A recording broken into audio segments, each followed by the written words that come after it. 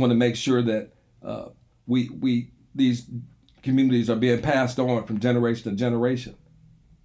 See, so I have other topics that I don't want to get sidetracked in that. So invest in education for Black students. Like I said, education is in the home, university in the home. Support Black men. We have to support each other. Sisters, you shouldn't have no man up in the house that ain't working and ain't doing nothing positive. You guys get together. You know what I'm saying? Get out of the lust of the situation and start building together.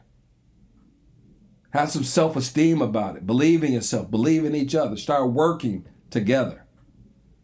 And Black men got to take some self-pride in themselves. Doing stupid stuff, end up locked up because you're making bad decisions, because you don't want to work.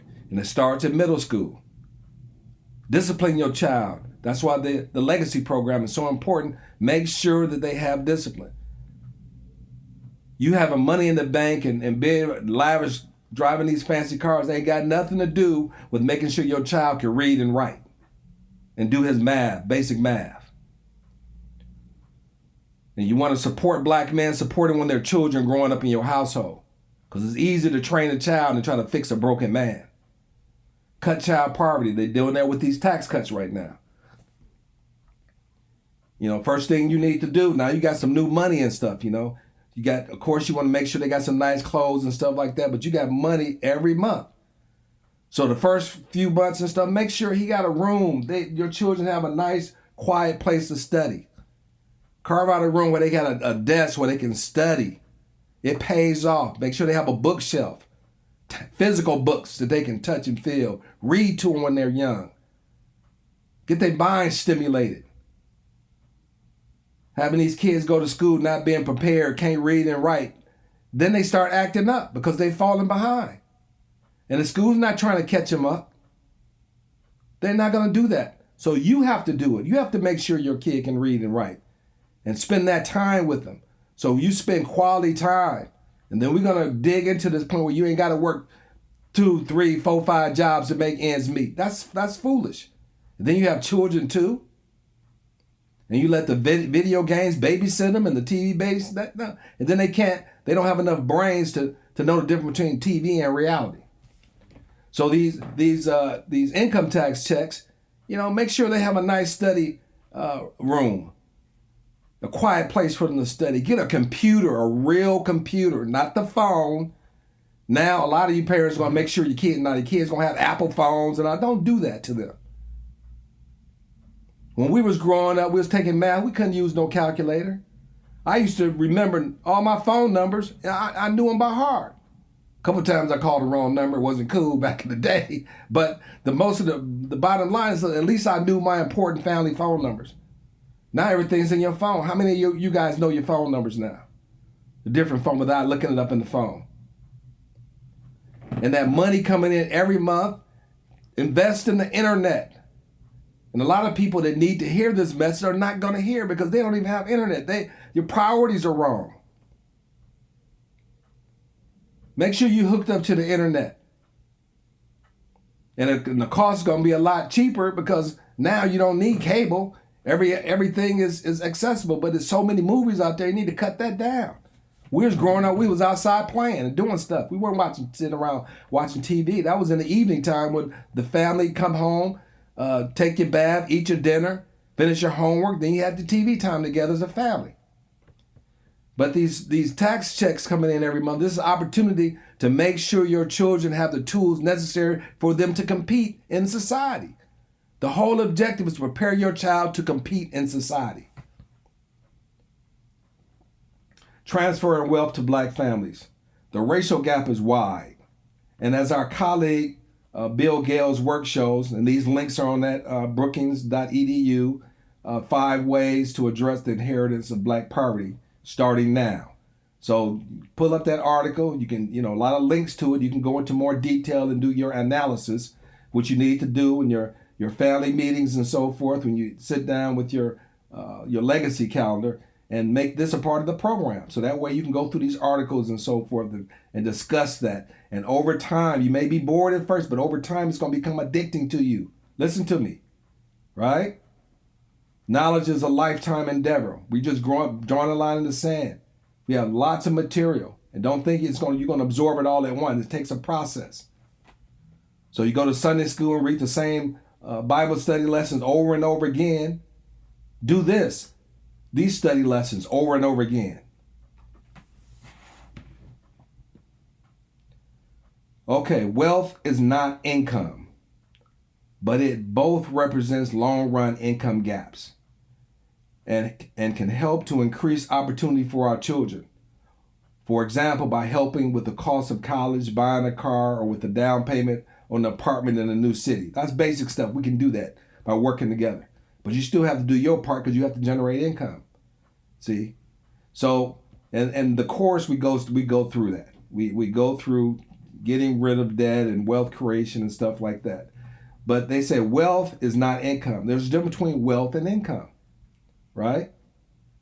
Wealth generates income. Income comes from wealth. Bill Gates is wealthy because he has apparatus in place that produces income that can last the rest of his lifetime. Income, he paying his employees from his wealth. That's income. And if you lose that income, you're going down the toilet. But you can use that income if you invest it and save it properly to build wealth, right? So in our curriculum, I go into that more detail, make it more tangible, make it more realistic for you, especially those who just graduated college and they got that new job or got the trader skill. You have to have a way to generate income. And hopefully you're not generating income that harms other people. That's a moral dilemma. That's a crisis. The moral case for reparations to Black Americans, as made by Ta-Nehisi Coates, Sandy Darity, and Kirsten Mullen, and others, is unanswerable. The politics and practicalities may be a different matter. But on this, then you gotta read the colleagues and stuff, pull up this article and go through these links, and that way you can develop a broader understanding of what's being said and the analysis and things that need to be done that will cause you to make a change in your life, right? Just changing bad habits and understanding and have a better attitude of understanding why you want to challenge these habits and bad, inappropriate behavior needs to be changed. But our research shows clearly that a wealth transfer policy aimed at the multi-generational poor would disproportionately benefit Black Americans, which they don't want to do, right? Since they make up the overwhelmingly majority of this group. Because people, everybody don't have it going on. The statistics and so forth, I can understand what they're saying, but they've fallen down just to our level because of their conduct and so forth like that. We can switch it around. We don't have to keep doing the same thing over and over. Such an approach would be an example of what I've elsewhere described as race-conscious policy. And they got rid of affirmative action. Anytime they see you catching up with them and they got control of the person, they're going to end it. They're going to end it, right? It's a psychology that they have and so forth like that. So you got to be in balance, the yin and the yang, you know what I'm saying? You got to be in balance. And one is not going to help the other be in balance because everyone wants to be in control. But if everyone is equally yoked, then there's balance. Occupying a middle ground between race-based policies such as straightforward reparations and a so-called race-blind policy which does not consider racial differences in the impact of a policy. For example, Darty and Derek Hamilton have also argued for baby bonds to children born to families with limited wealth. I tried to find that link there. I hit the link because I was like, oh, baby, what is that about? Right? But that page is down. So, but, these tax policy now, that's like a baby bond, right? But the bond, you can't have access to that until the kids grow up. Right now, this tax stuff, you get it in hand right now. These are resources. You have to plant your seeds. And these are seeds that you're being blessed with. You don't know how long this program will go on until the next administration comes and end it. So you want to take advantage of this thing right now. And these are seeds. You till the soil of the mind of the soil of the mind, And that's what I'm doing by educating you to tell you now, you take this money and this is what you do with it, right?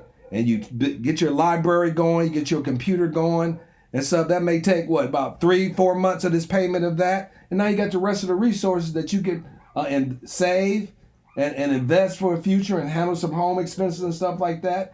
But don't get in debt. That should be extra cash flow. Use newfound money. Don't get into debt with that. You might want to get out of debt and make it more comfortable for your children, making sure they got a bed in their room that's comfortable and stuff like that. These are future assets. So you want to invest in your children now so they can be a blessing in the future. At least, worst case scenario, they can take care of themselves so they're not calling you for no money and they're worrying you again as an adult now that they can't handle their life. So you invest in them now because that's an investment in the future. Another one, they say end housing segregation. Low-income Black Americans are very much more likely to live in areas of concentrated poverty, a reflection of the deep segregation of U.S. cities. The Sharkey's work shows that 60% of Black Americans born between 1955 and 1970 grew up in neighborhoods where at least a fifth of the residents were poor, compared to just 4% of whites. 30 years later, essentially nothing has changed. 2/3, 66% of Black Americans born between 1985 and 2000 grew up in such neighborhoods, compared with 6% of whites.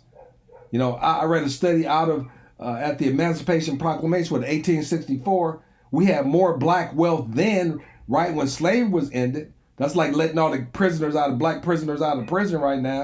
You know what I'm saying? There are more prisoners than there were slaves at that particular time. So now they coming out. We have more Black wealth at that time. So now we have less than that. The value system has gone down.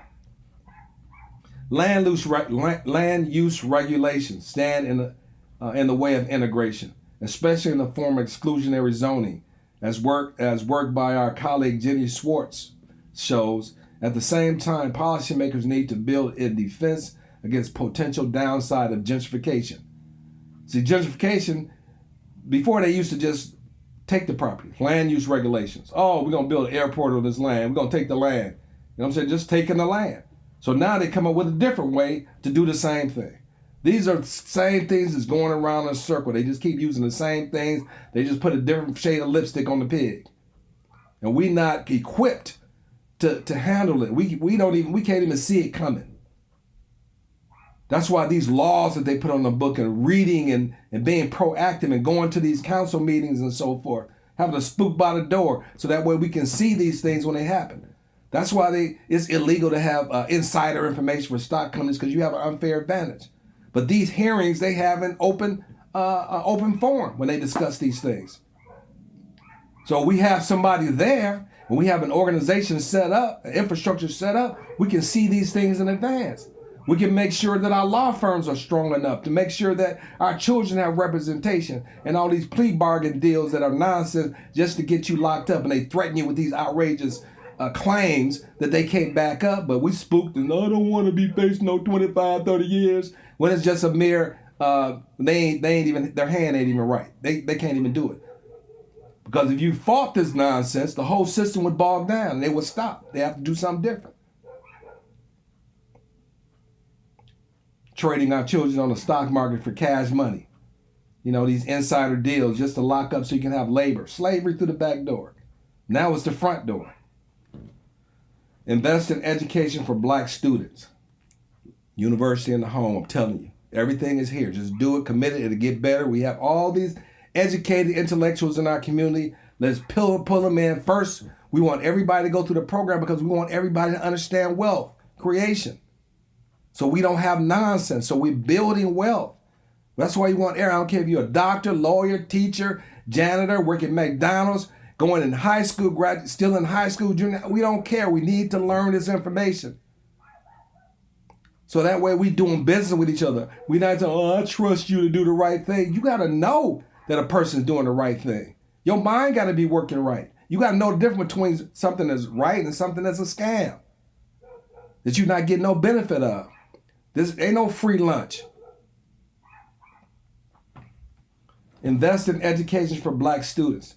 Education is strongly related to upward mobility. As a series of reports from Opportunity Insight